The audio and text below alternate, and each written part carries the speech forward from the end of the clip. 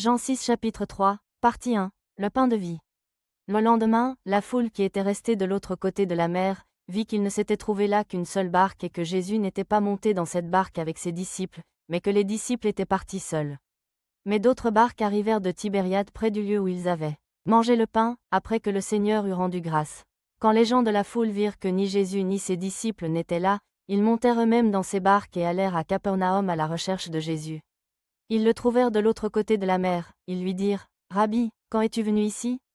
Jésus leur répondit, « En vérité, je vous le dis, vous me cherchez, non parce que vous avez vu des miracles, mais parce que vous avez mangé des pains et que vous avez été rassasiés.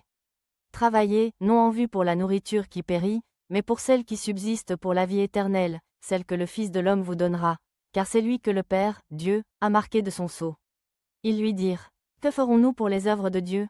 Jésus leur répondit, « Ce qui est l'œuvre de Dieu, c'est que vous croyiez en celui qui l'a envoyé. » « Quel miracle fais-tu donc, lui dirent-ils, afin que nous le voyions, et que nous te croyions ?